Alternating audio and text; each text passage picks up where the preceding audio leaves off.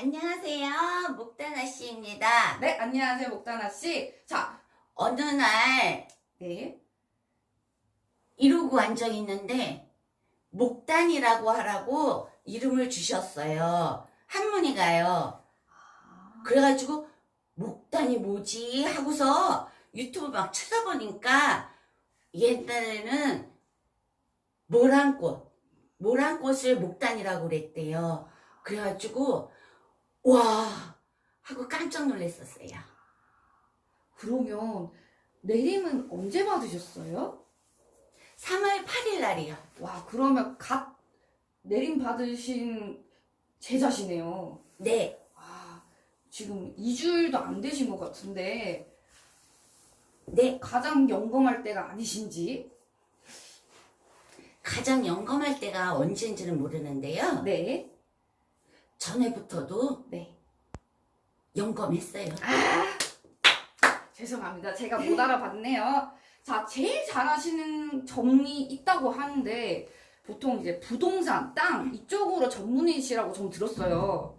그거는 제가 아주 어렸을 때요. 네. 초등학교 안 다닐 때부터도요. 네.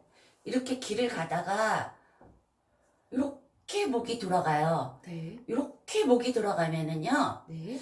그 어린 나이에도 저희 부모님한테 어디로 이사 가라고. 그러고 나면은 꼭 개발이 되는 거예요. 그래서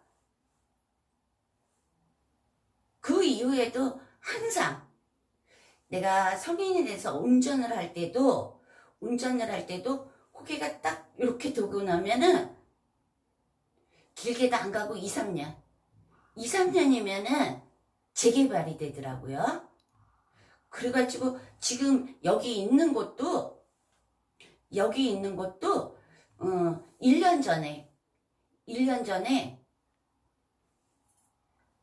와가지고서 그냥 계약했어요.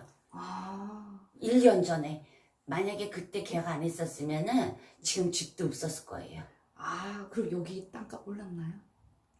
배로 올랐어요. 우와, 역시 영검하시다. 네, 그거 1등이에요.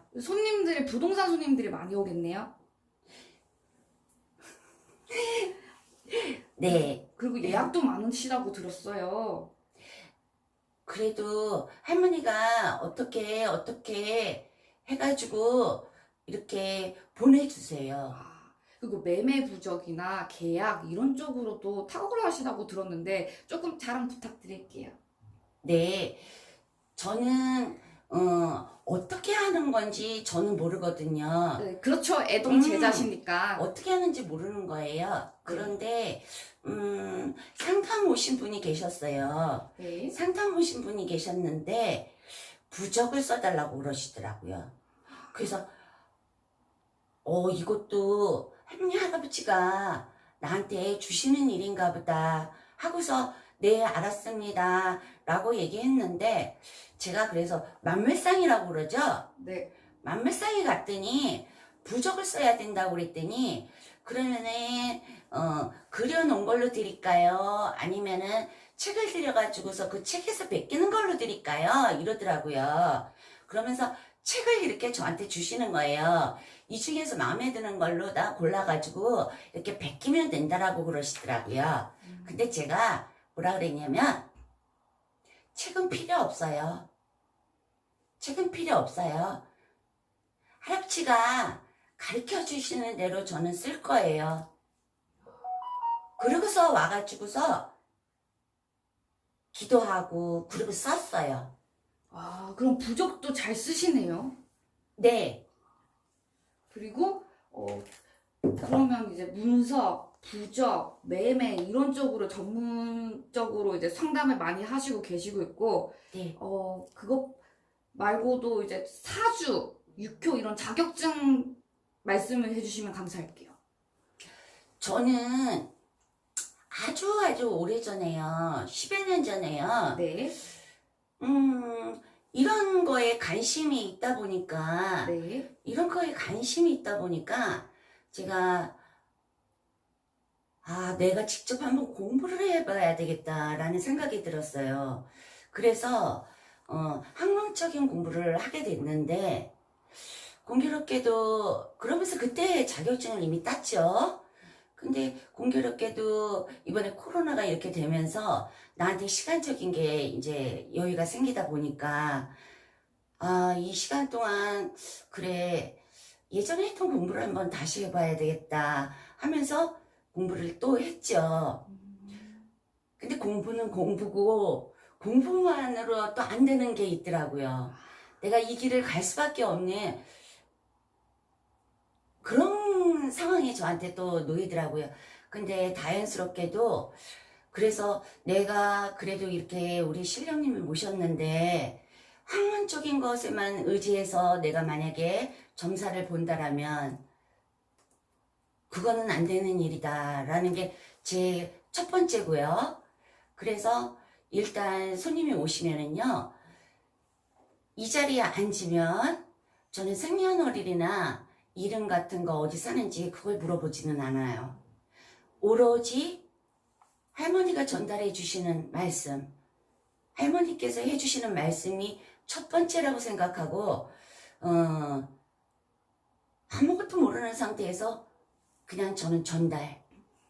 그렇게 하면 그래도 놀래더라고요.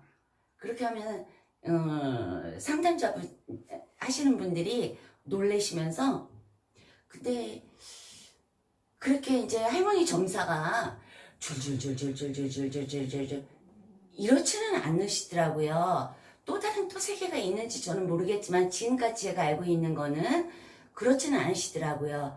근데 이 어려운 상황 속에서 분명히 오신 분이고 그러다 보니까 어떻게 하면 이거를 내가 좀 더 해결해내가고 더 조심해야 될 게 있나 찾는 걸로다 또 제가 공부한 거 또 가미해서 또 찾아봐. 그때는 제가 이제 생년월일을 물어보죠.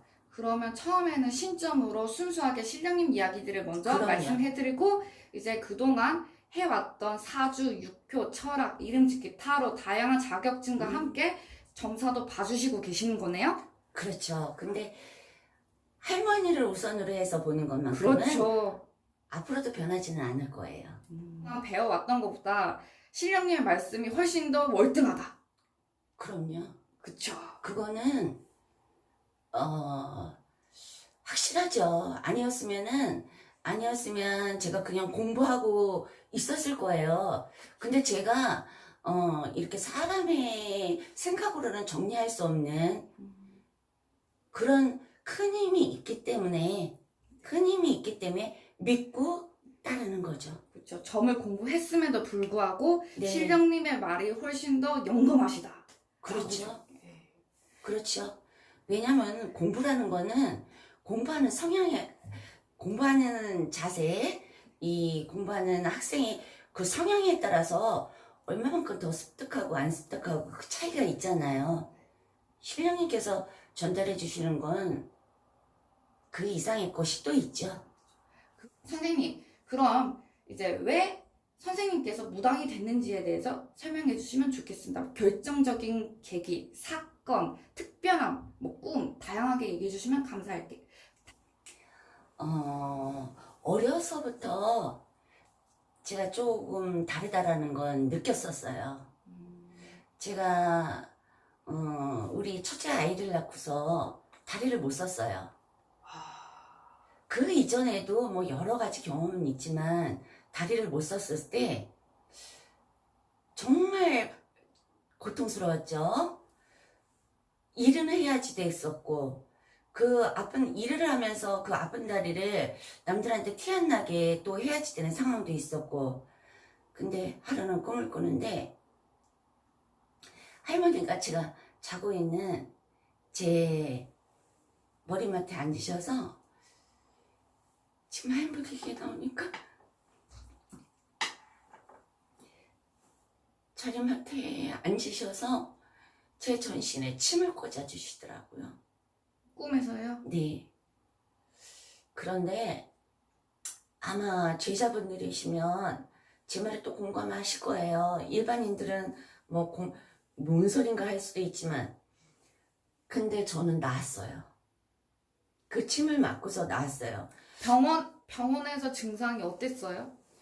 저는 아파도 병원에 가면은 무슨 증상이 나오는 게 없어요.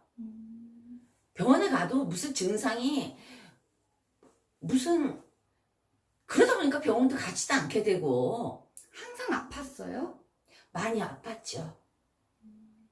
이렇게 학교 그 올라가는 그 길을 몇 번씩 쉬어서 갔어야지 됐었어요. 언제부터 아프셨어요? 아팠던 거는 어려서부터 그랬었던 것 같아요. 그러니까 아픈 게 항상 일상이었기 때문에 언제부터 했다라는 그 기억도 사실은 정확하지는 않아요. 그게 신병이었다는 건 언제 알았어요? 그때는 그게 신병인지 뭔지 몰랐는데 아마도 또 그런지도 않았을까? 그럼 내가 무당을 해야겠다. 무당으로 가겠다라고 자각한 계기가 어떻게 돼요? 이제 말문이 터졌고 그리고 저한테 이름을 주시고 법당을 어떻게 모셔야지 된다라는 걸 가르쳐 주셨고 그리고 어떻게 선생님을 만나야 된다라는 걸 가르쳐 주셨고 그래서 저는 부정하지를 않았어요. 아, 이게 내 길이다. 내가 이제 이대로 받아들이고 근데 저는 이 받아들인 거에 대해서 내가 왜 이렇게 살아야 되나 그거보다도 전 참 기뻐요. 기쁘고 좀 더 바람직하게 그렇게 임해야 되겠죠? 그렇죠. 우리 목다나 씨, 우리 선생님께서 왜 무당이 되려고 했는지 그 결정적인 계기에 대해서 말씀해 주시면 감사하겠습니다. 제가 이렇게 무당집에 상담을 갔었어요. 네. 상담을 갔는데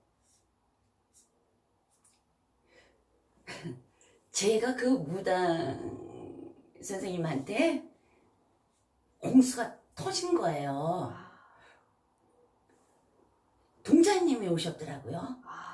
그래가지고 막 좋아하면서 놀러가서 신났네 라고 얘기를 그냥 이 말문이 터진 거예요.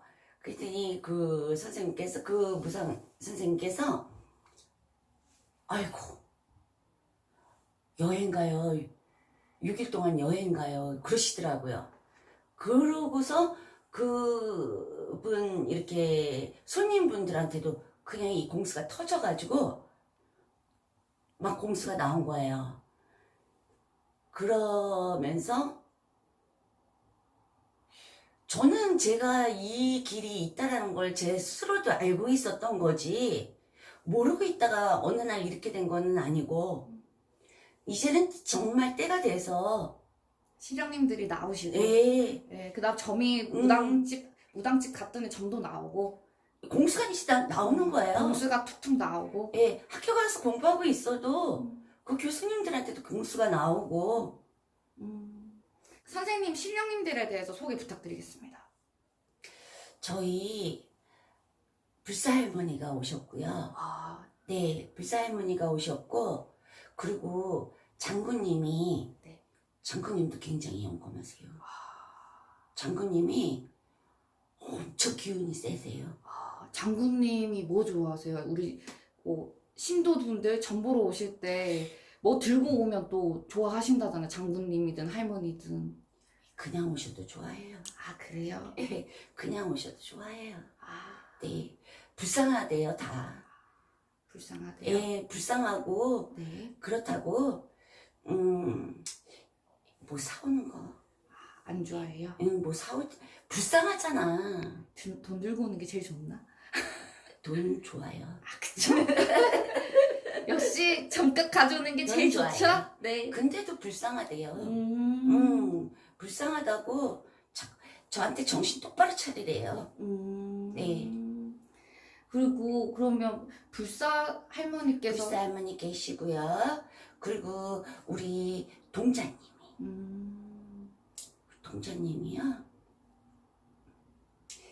진짜 쪽집게세요. 정말 쪽집게세요.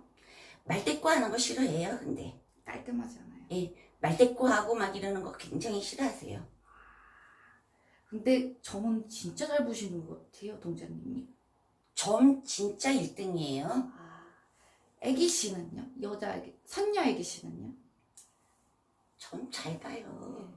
그럼 목단하신 선생님, 지금 이제 수원에서 네, 점사를 보시고 계시잖아요. 네. 선생님을 만나려고 하고 점을 보고 싶어 하면 방문, 전화 둘 다 하시고 계신 거예요? 네. 지금 떠있는 연락처에 연락을 하셔서 문자나 전화로 예약을 먼저 하는 게 맞죠? 그럼요. 예약은 하셔야지 돼요. 음, 제가 처음에는 전화로다가 상담하냐고 물어보시면은 그래도 전화로다가 하면은 막 보고 막 이렇게 하고 싶지 않더라고요. 그래가지고 오셔야지 돼요 하고서 전화를 끊었어요. 그런데 끊고 나서 이 사람은 정말 힘든 상황에 있는 사람인데 힘든 상황에 있는데 내가 내 규칙 지키자고 이러는 것도 내 오만이다 생각하고 전화 상담을 받기 시작했어요. 네, 꼭 사전에 미리 날짜, 시간 함께 조율하고요. 네, 많은 전화 부탁드립니다. 네, 많은 전화 부탁드립니다. 더 하늘맞이 TV와 함께 해요. 네, 감사합니다. 네, 안녕.